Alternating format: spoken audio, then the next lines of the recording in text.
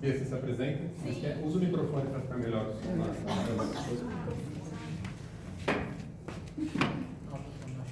Bom, acho que vai ligar. Funcionando? Tá. Tá? Estão bem aí? Sim. Bom, acho que muita gente que já me conhece, né? Para quem não conhece, vou me apresentar. Meu nome é Beatriz Silva, eu sou presidente da ONG Bendita Adoção. É uma ONG que trabalha, já existe há 4 gerações da minha família, resgatando animais de diversas espécies.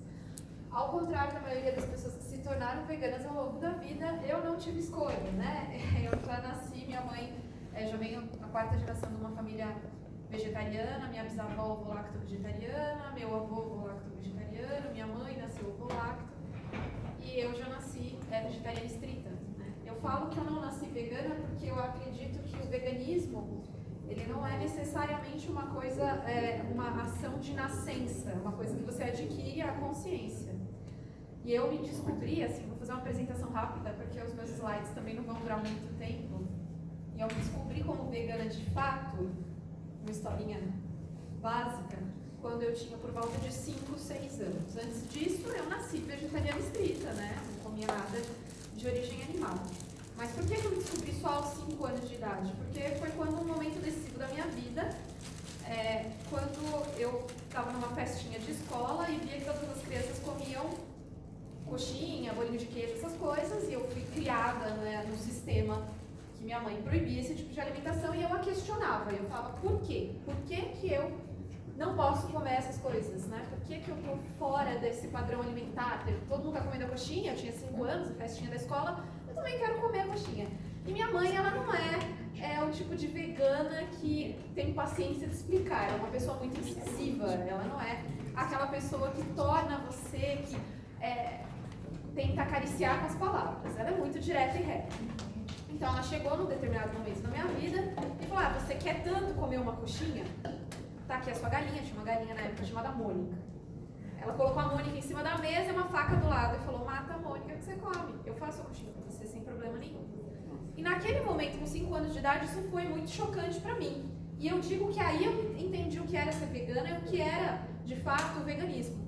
Porque naquele dia, eu cheguei no dia seguinte na escola e quando os outros alunos, porque meu lanche sempre foi diferente, comiam frango na minha frente, eu falava, para, isso é a Mônica. Eu comecei a fazer um motim na escola.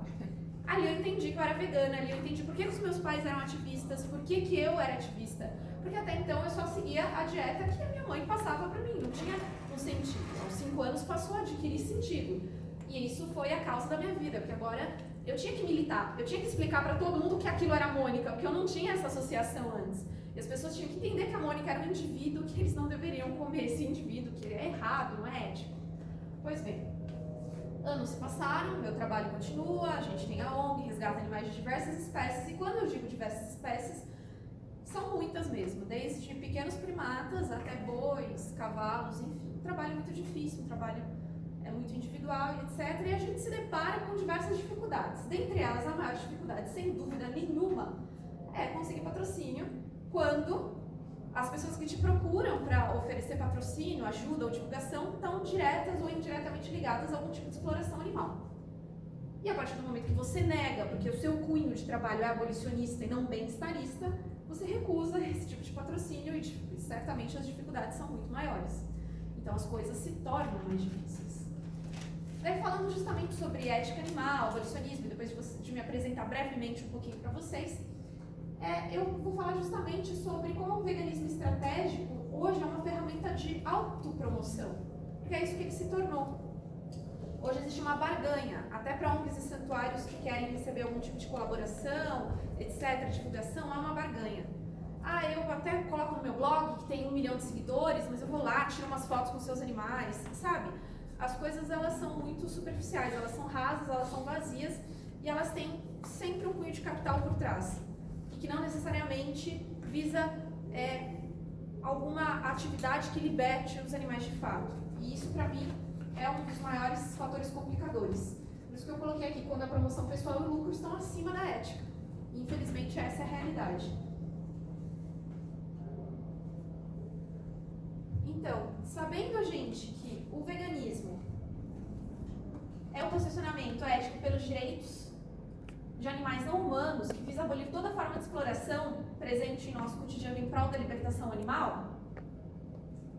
Fica o meu questionamento. Por que difundir produtos de empresas que testam em animais, mas lançam produtos supostamente veganos nos mercados? Por que consumir esses produtos se não são éticos? Então, se a gente já viu na primeira palestra, a gente já dialogou sobre isso, a gente sabe que os produtos não são éticos. Por que há essa divulgação? Por que essas pessoas que detêm esse poder midiático continuam perpetuando esse tipo de situação? É simples, é a lógica do capital. Então, a lógica é simples. Com a redução de parcela, mesmo que pequena, da lucratividade, a empresa tenta abranger público e mais lucro.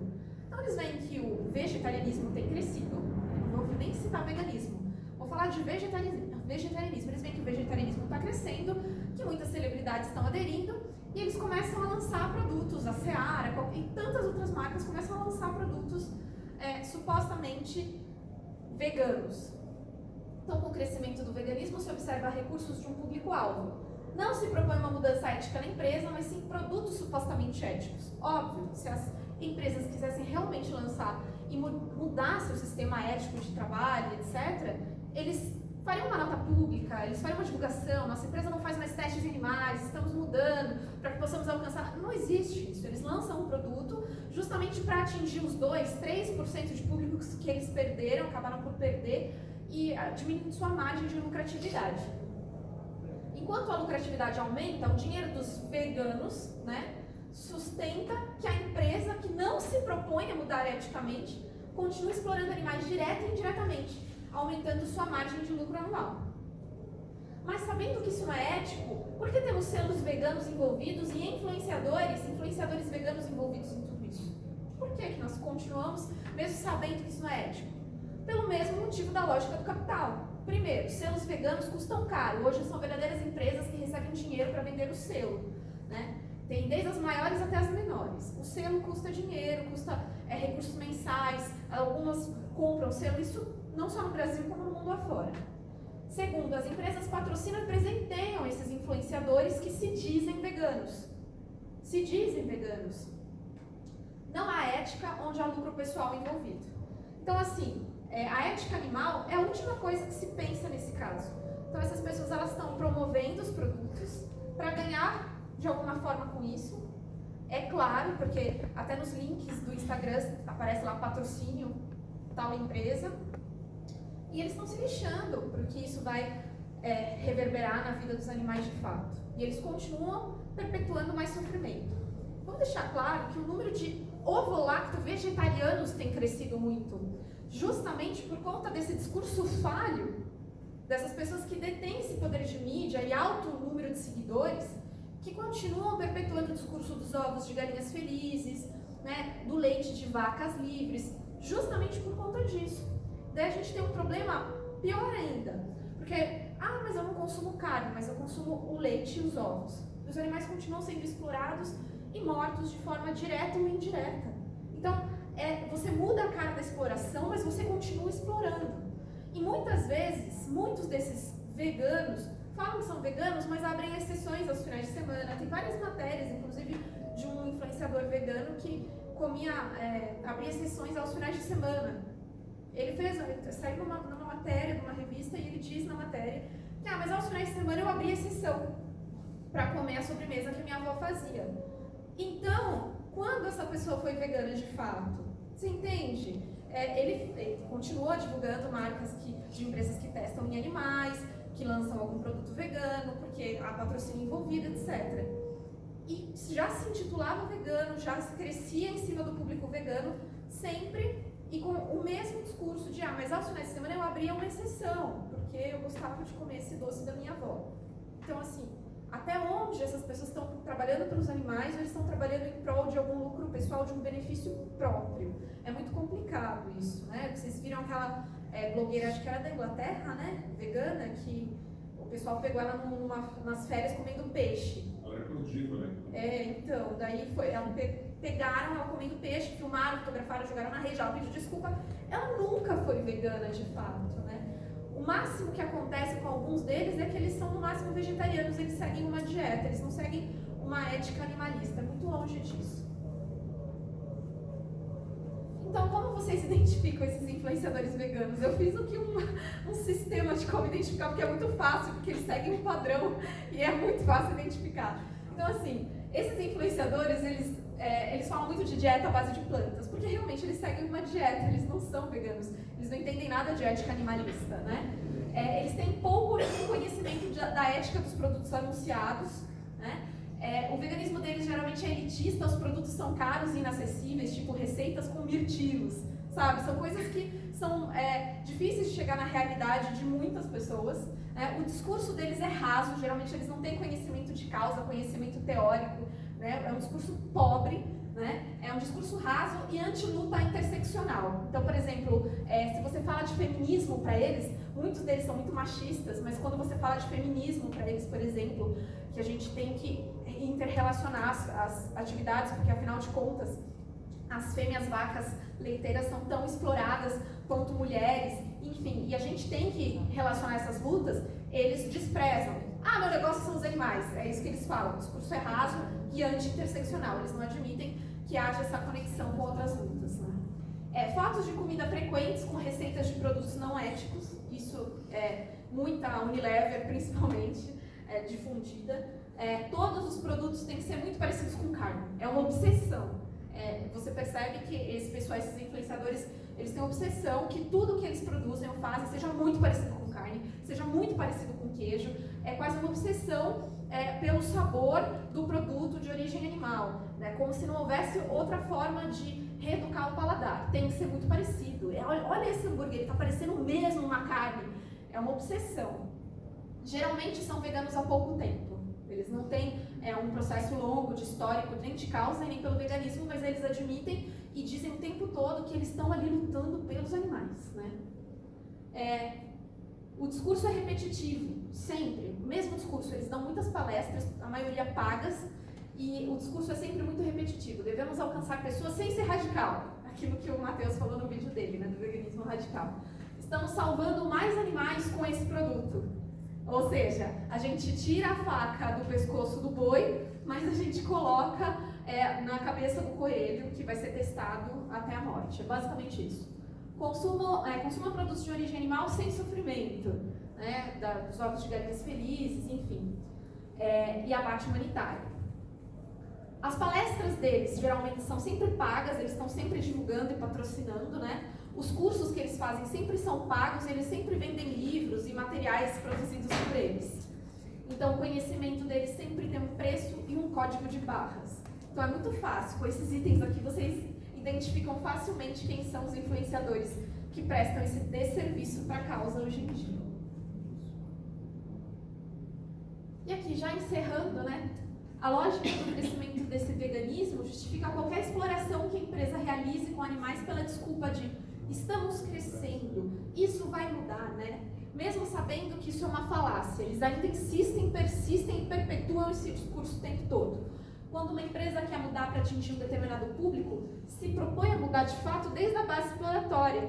A gente tem empresas que fabricavam leites de origem animal e mudaram completamente a empresa para produzir unicamente leite vegetal. Então a gente tem históricos e mais históricos. Então quem quer realmente mudar, muda desde a base exploratória. Não tem desculpa para falar, olha, eu testo em animais, mas eu lancei esse produtinho aqui, com seu dinheiro eu vou continuar testando. Não tem desculpa. Então, veganismo não é dieta, isso é vegetarianismo. Então eu acredito que muitos desses blogueiros, eles são vegetarianos, né? Mas como está mais em alta, mais na moda no momento usar o termo veganismo, eles continuam usando mesmo sem ter noção nenhuma do que essa ética representa, principalmente para os animais, porque os animais estão no último plano nesse caso, né? E deixando claro que eles falam o tempo todo da dieta à base de plantas, como é importante. E a dieta à base de plantas não é necessariamente o veganismo. O veganismo é um posicionamento ético diante dos direitos animais. Não é uma dieta, não é uma forma de você se autopromover. Ele é um posicionamento ético e muitas vezes até político, por que não, pelos direitos animais. E aqui eu deixei esse acróstico que o Jorge adorou. Acróstico. Eu adorei saber que essa palavra existe. Eu não sabia nem o que era o acróstico. Que é um acróstico anticapital, né, que fala justamente sobre isso, né, porque o que se tornou o veganismo, né, negócio, nego, que eles negam o tempo todo que é um negócio, que eles falam que é pelos direitos animais o tempo todo, ego, porque eles se promovem em cima disso, é muita foto pessoal tentando se promover o tempo todo, e ócio, porque eles começam a viver usando essa palavra como meio de subsistência, de lucratividade e etc. O veganismo se torna uma palavra para a lógica do capital, para enriquecimento de poucos e para perpetuar, infelizmente, a exploração animal.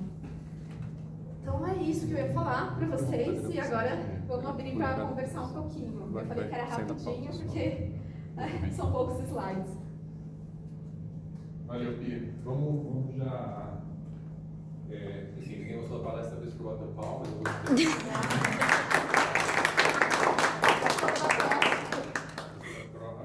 Acróstico. Vamos já fazer esse ciclo já? Rapidinho.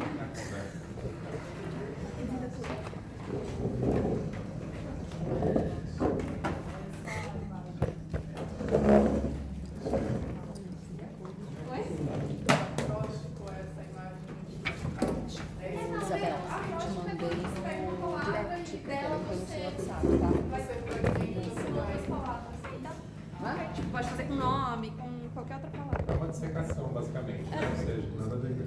É muito utilizado também como tática de estudos.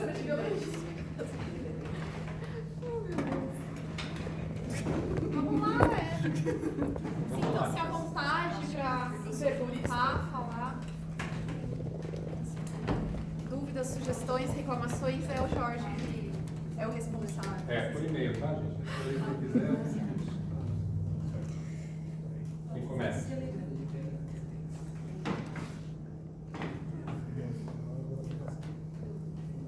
Essas pessoas que falam que são vegetarianas, né? Nem são. São veganas, são vegetarianas. Não, nem são, não são nada. Nada, Né?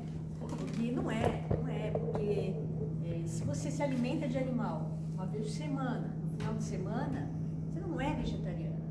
É que é uma questão de autodefinição, né, Cris? A pessoa dá a definição de veganismo dela e diz logo sou. Né? Ela se diz falar porque ela vai dar a definição, porque eu sou isso e veganismo é isso. Porque veganismo virou isso, cada um define Como o que quer, quiser, define como quer. Aí que eu falo que é legal, ó, né, a gente ir na essência de como, porque uma coisa distorce tanto, vamos voltar lá para o conceito original, quando ele foi criado. Né?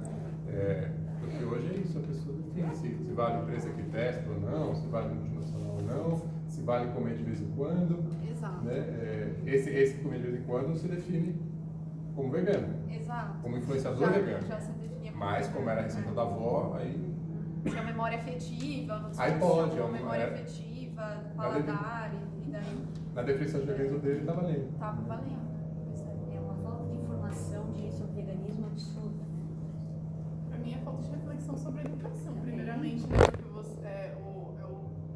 eu acabei de costurar uma coisa que o Matheus Croco falou com isso, né? De você pensar quem é o público que você está falando, né? Então, assim, se você está pensando como levar essa sementinha para sua avó. Minha avó, ela, quando eu me tornei vegana, o bolo de mandioca que ela fazia, uma memória afetiva feminina tão bonita dela, de repente se tornou uma surpresa, ela fez a versão sem nada de origem animal para mim. E eu acho que isso é uma coisa interessante de você pegar e você trazer esse afeto, né? E você pensar, nossa, né?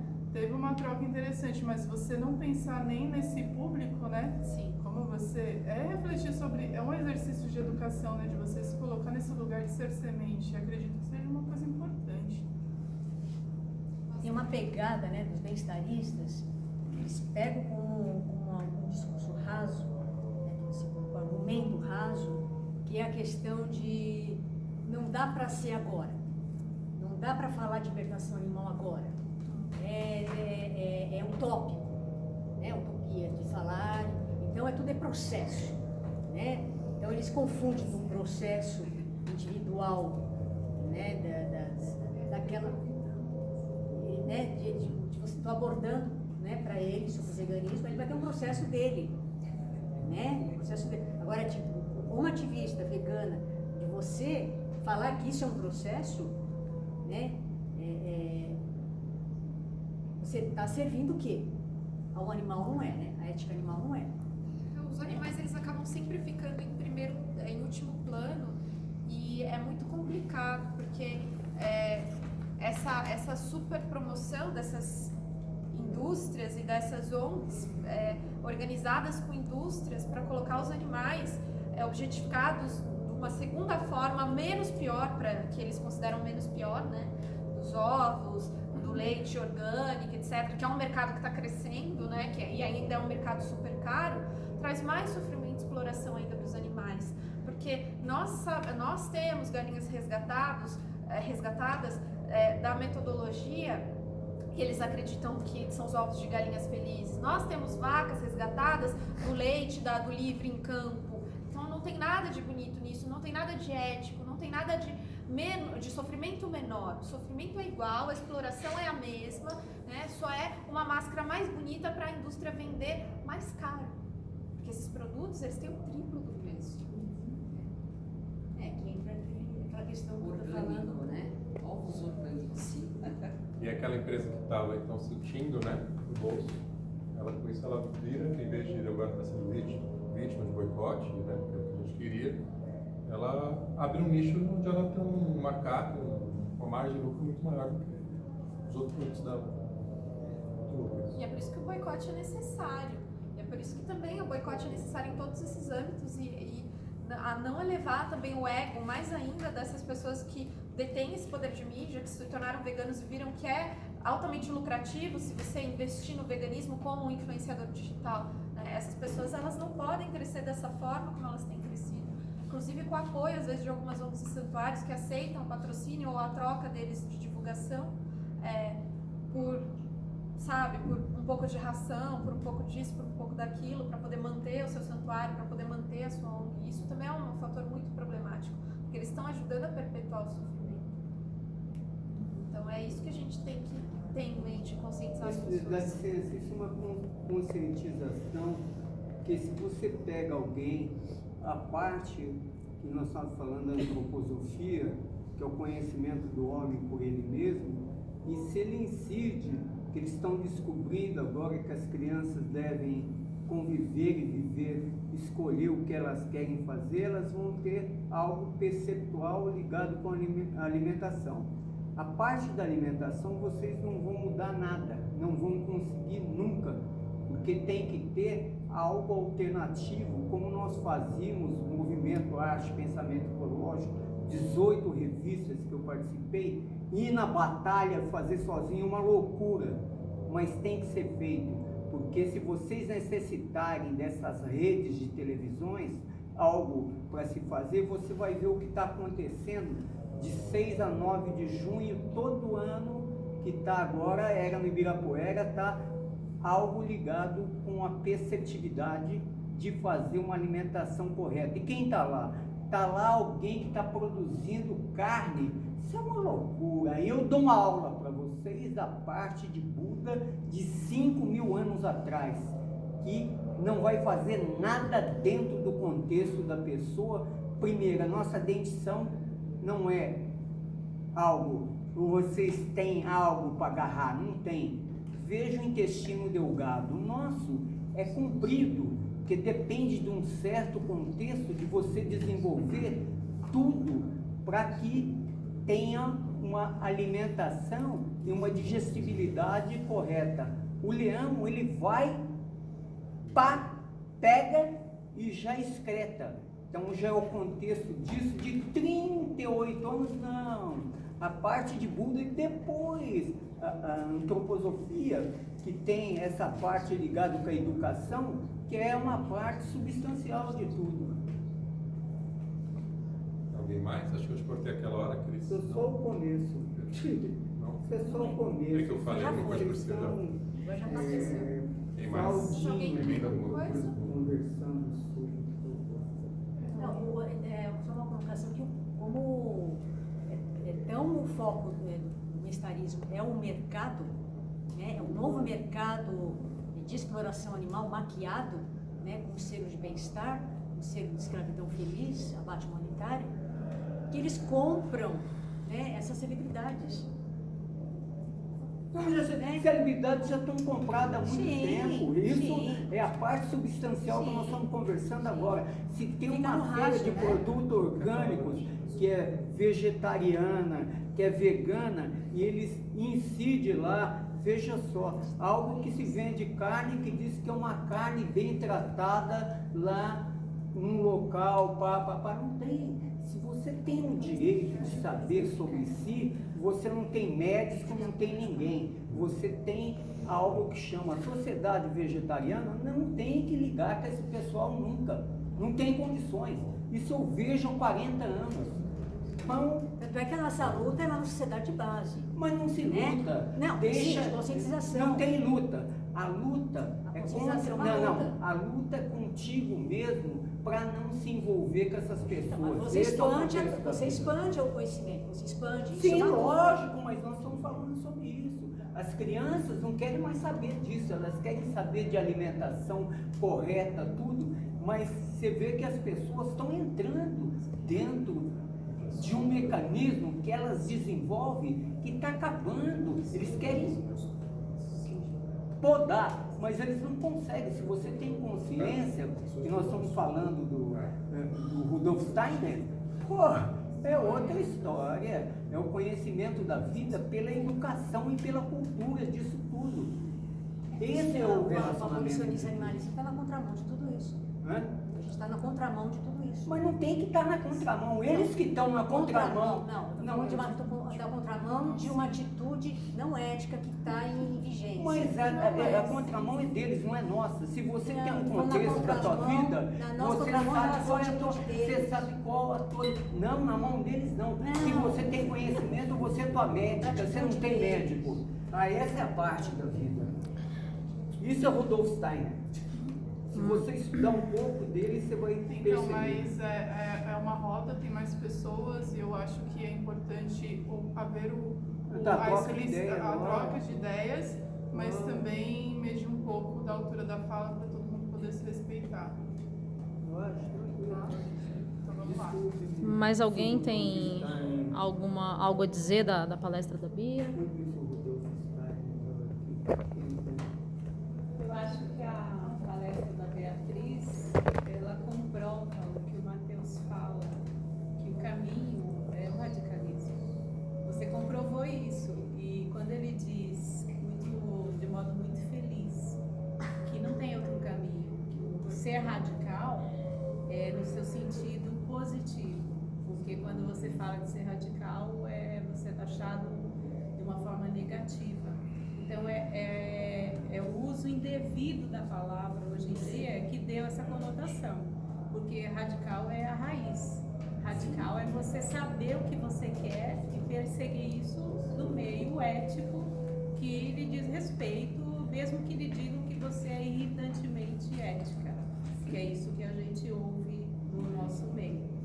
Então, eu faço uma ligação do que ele disse, de tratar, de entender e não nos deixar abater quando alguém diz que você é radical, porque isso para nós é bom.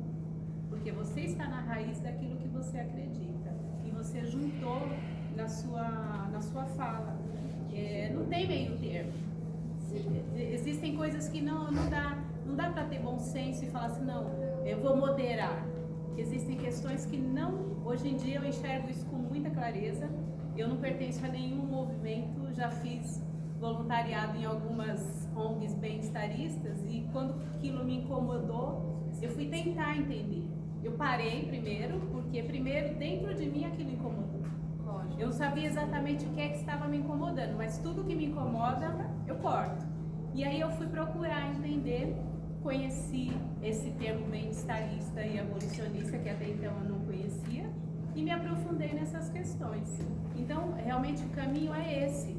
O caminho de ser radical, de procurar a raiz, é o caminho.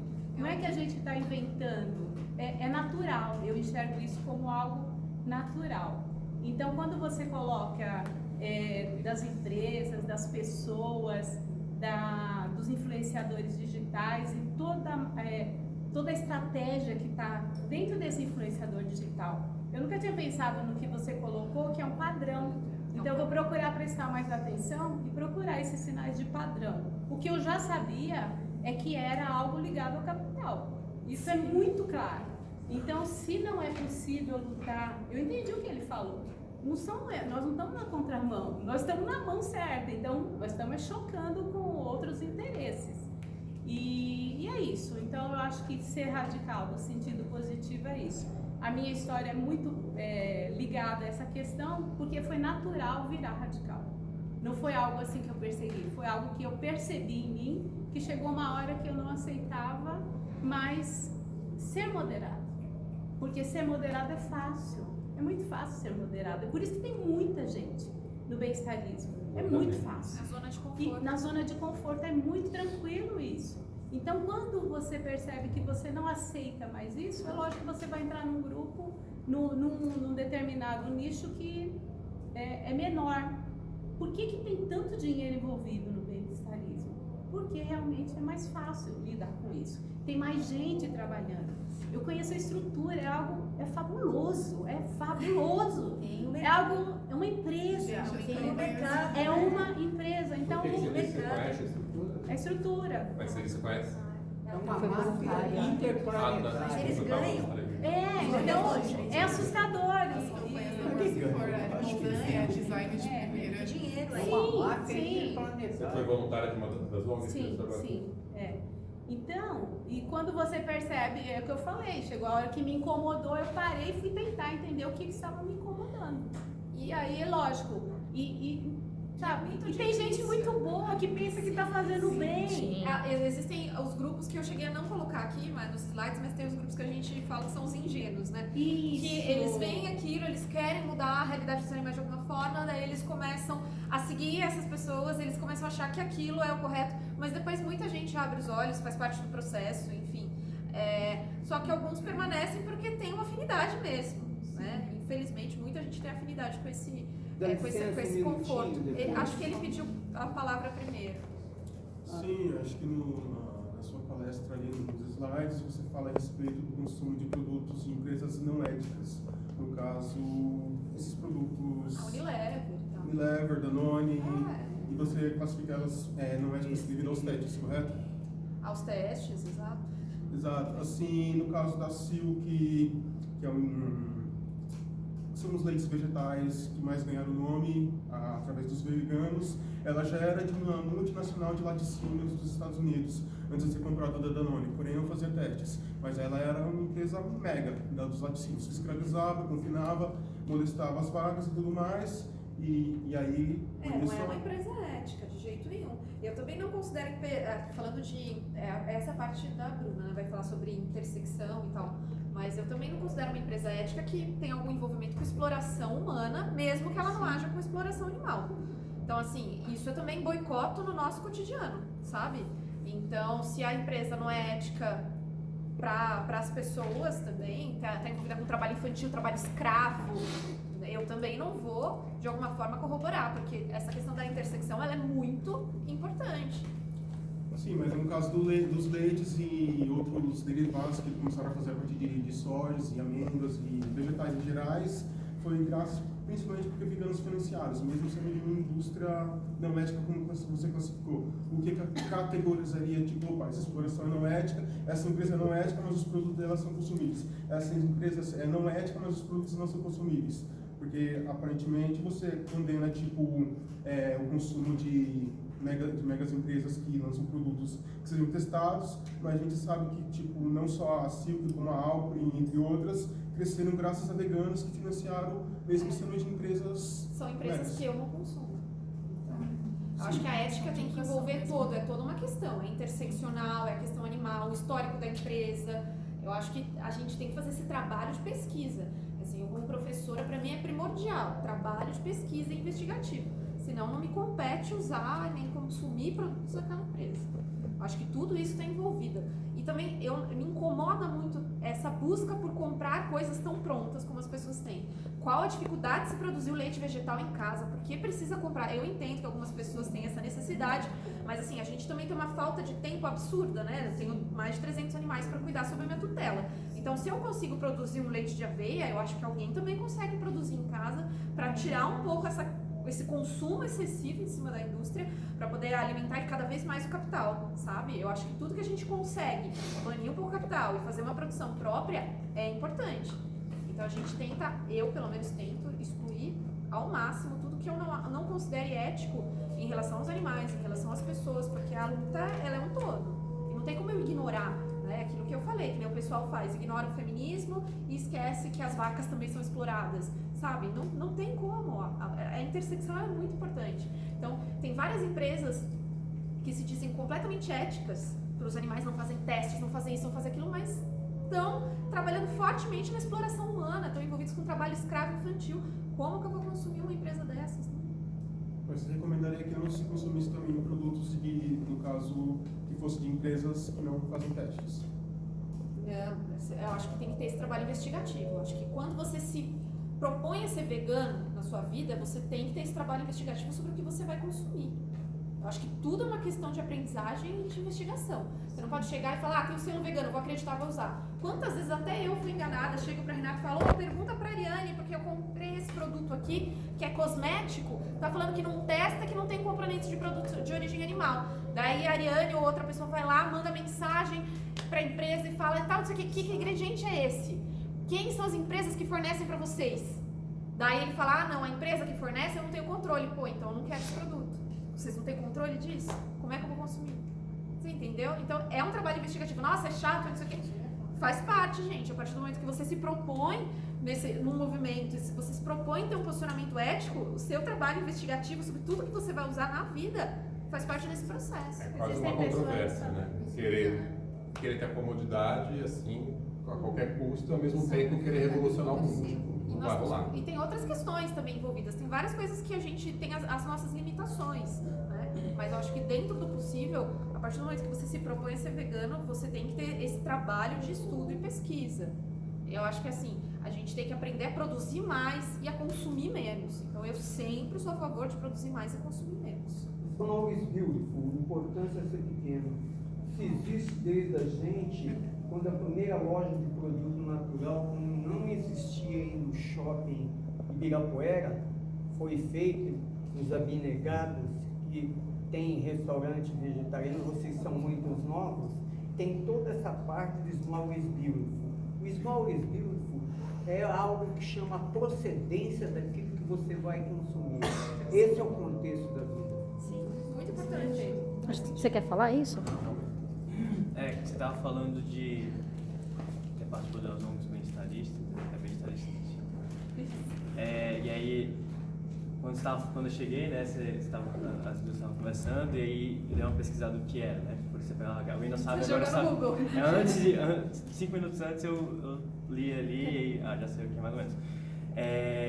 E aí você falou que participou, e etc. E eu fui um ano vegetariano, aí eu voltei a consumir carne há um tempo, e aí comecei a morar no Marrocos, lá eles têm uma cultura muito de carne, e voltei no começo desse ano e passei a virar vegano de um dia para a noite, assim, comecei a ler vários textos, vários documentários, foi pelo conhecimento mesmo, e hoje eu sei do porquê eu sou, né? E aí eu associei muito, e aí comecei a ver que tem abolicionistas e bem-estaristas, alguma coisa meio assim, e eu comecei a ver isso me lembrou muito como começou o Brexit, né? Que eles, a Cambridge Analytica, ela fez uma pesquisa, ela viu que quem tinha que converter, sempre desde que eu virei vegano, meu pensamento é como tornar as pessoas, né? Como trazer esse conhecimento que eu tenho para as pessoas, para elas também passar por esse processo, né? Eu vejo como processo.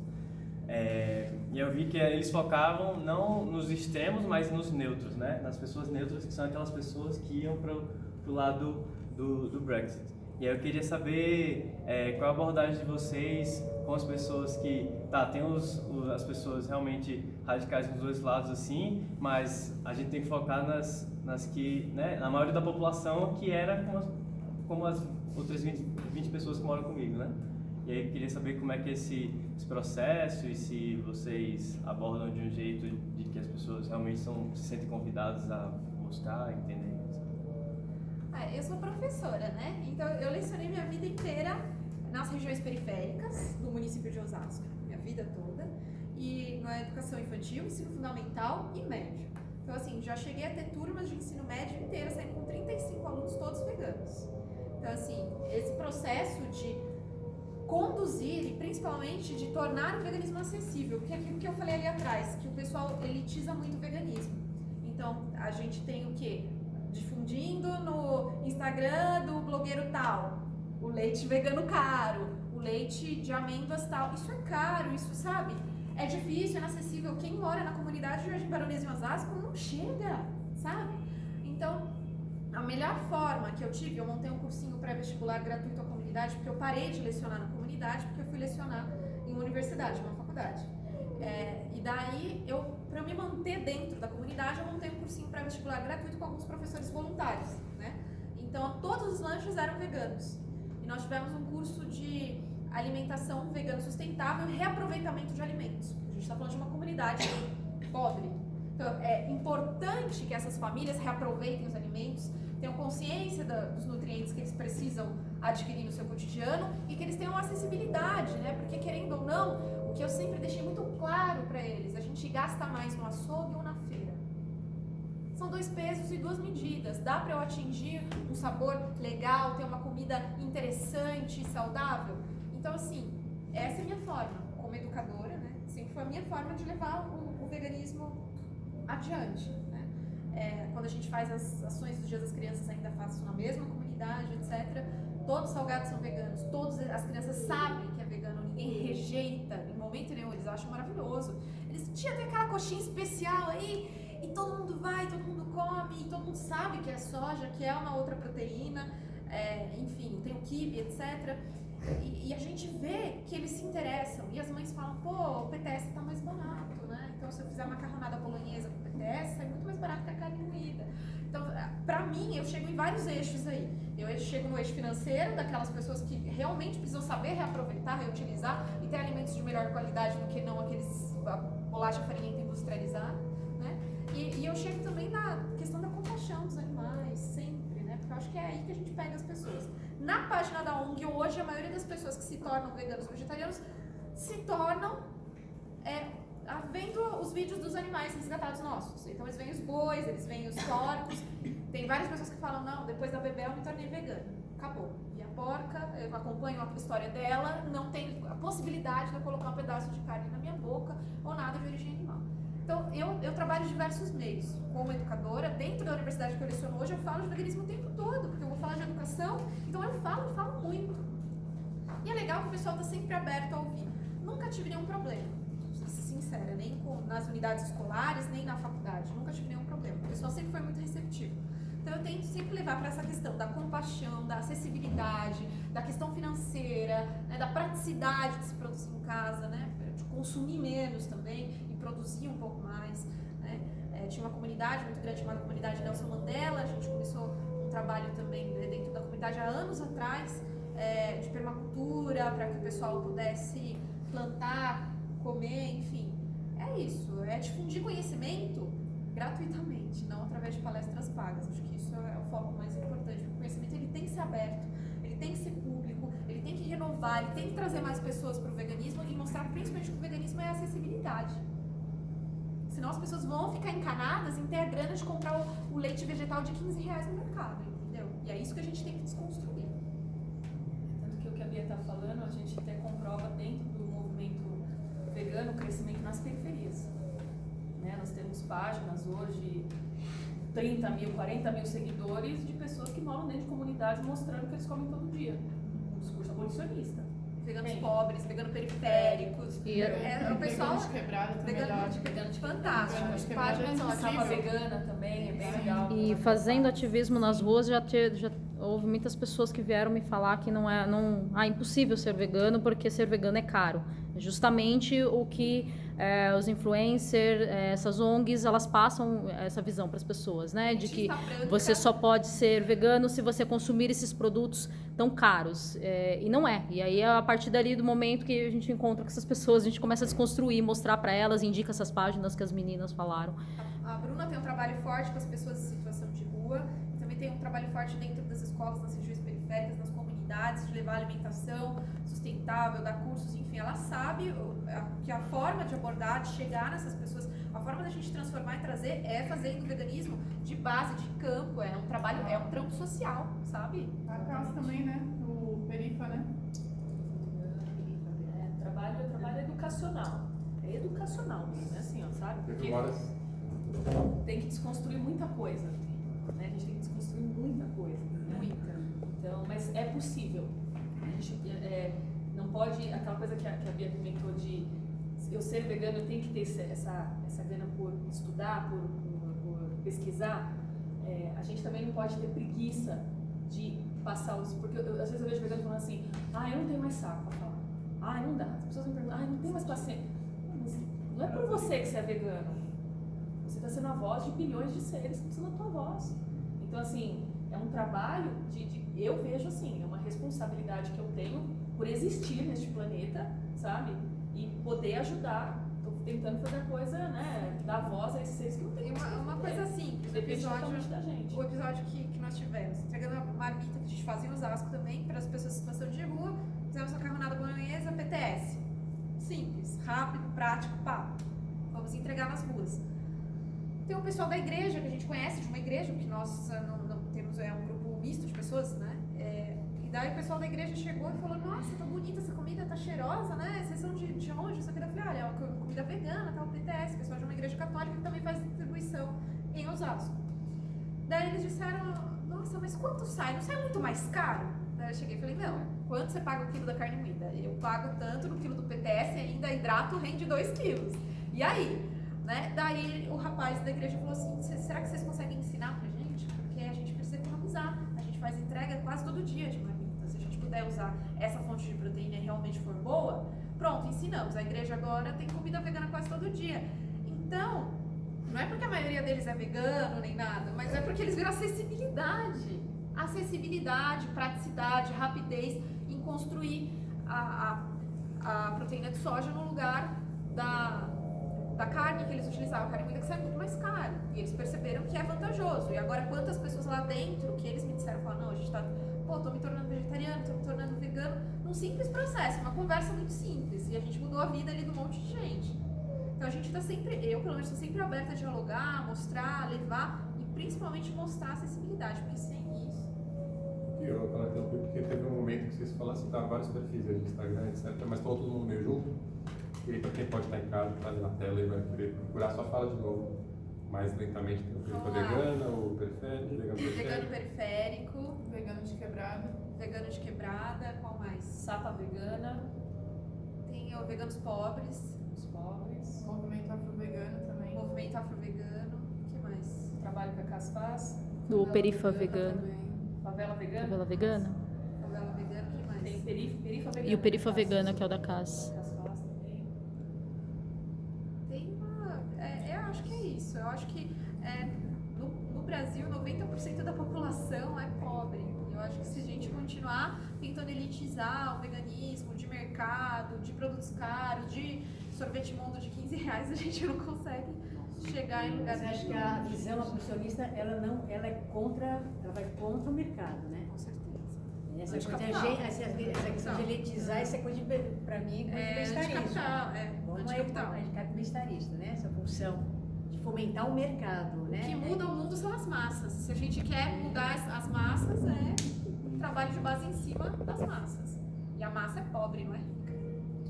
Não sei se o dado está certo, mas eu acho que são 88 milhões de pessoas que estão abaixo da linha da pobreza atualmente aqui no Brasil. É um dado bem grave, né? E 20 milhões em situação de miséria. Dessas, né, 20 milhões estão em situação de miséria, que é nem alimento. Alguém pode traduzir, por favor? Qual o nome da traduz? Não, estou aqui na apresentação. Alguém pode traduzir? Você pode acreditar. Tá. Deixa eu translate that agora. She told about 2-3 points brief. I needed brief points from her. Pontos breves que, no caso, you want that me translate to you the brief important some points? brief, Você fala só, resumidamente, o que foi conversado todo esse tempo. Oh my God! Brief only. How can I do that? Important check. Okay. Important, yeah. We are talking about the veganism in the poor communities and their work in the education process in their community in the Osasco city. And we say about some pages in the Facebook that make this work, that is the Veganos de Quebrada, favela vegana, that I don't know how to say English favela, but the other one, Slum veganism, and the other one, just this, the point of view of the poor communities and the importance of defund the veganism without the capitalism. Oh. Okay? I think that. Eu acho que assim, a maior dificuldade para nós hoje, como ONG, como santuário, tem tantos animais, é rejeitar tanto patrocínio, rejeitar possibilidades de crescimento, rejeitar muita coisa para poder se manter com a nossa filosofia ética. Então a gente já rejeitou muita coisa que de repente poderia ampliar o santuário, resgatar mais animais, não passar tantas dificuldades com os animais. Então essa é uma das nossas maiores dificuldades. Mas a partir do momento que você tem um posicionamento ético, você tem que se blindar. Então você tem que rejeitar muita coisa. É muito difícil? É muito difícil. Conheço poucas ONGs que fazem isso? Conheço poucas, né? Que resgatam animais e que rejeitam patrocínios. É muito difícil, mas a gente tenta se manter na medida do viável, do possível, com doações de pessoas físicas. Porque se a gente for pensar em patrocínio empresarial, a gente já negou muitos. Ou patrocínio bem-estarista dessas instituições ONGs, que recebem dinheiro de cage free e afins. Só mais difícil. Eu tinha levantado a mão. Você falou a respeito de patrocínios e financiamento. A Renata pode me responder, caso você esteja cansado. Assim, vocês entendem que o patrocinador seja, como posso dizer, responsável por atividade ou evento que tenha, digamos, exploração animal? Porque tem patrocínios empresariais que nos oferecem, sabe? Então a gente tem que rejeitar muitos desses patrocínios empresariais, porque daí a empresa oferece, eu posso doar para você por ano tantos R$1.000 por mês, vamos por aí, R$2.000 por mês por um ano, sabe? Não só na questão do financiamento assim, do santuário, mas a respeito de a Coca-Cola baniu os testes em 2007, mas atualmente ela patrocina, assim como a outras várias empresas. Não tem como consumir. Elas patrocinam eventos com animais. Vocês atribuem responsabilidade ao patrocinador por isso? Sim. Para você ter uma ideia, a Pets tem um programa com ONGs por todo o país. A loja Pets estava envolvida no escândalo daquele canil céu azul, dos cachorros que foram retirados morrendo. Inclusive eu ajudei no resgate desses animais. Porém a Pets patrocina um monte de ONG que resgatam cães e gatos. E a gente, apesar de resgatar bovinos, equinos, caprinos, a gente também resgata cães e gatos. A Pets nos procurou já várias vezes por conta de questão de patrocínio, por conta de evento de adoção. Ela sabe disso, ela também rejeita. Ela resgata muitos cães e gatos, patrocínio da possibilidade de trabalhar junto com a Pets. Por quê? A Pets continuou vendendo animais. Daí depois do escândalo pararam de vender o quê? Cães e gatos. Coelhos continuam sendo vendidos, hamsters, aves, peixes. Então é incoerente da minha parte se eu aceitar um patrocínio deles ou fizer qualquer negociata com eles. Então a gente não faz. É mais difícil porque tem ONGs e ONGs recebendo aí toneladas de ração, alimento para os animais e a gente tem que falar, não, cara, eu não vou aceitar isso. É tudo muito mais difícil quando você depende exclusivamente de pessoa física, mas a gente não tem o que fazer. É isso ou isso, Cobase, Pets, todas estão envolvidas nesse processo. Isso é uma conscientização do ser humano.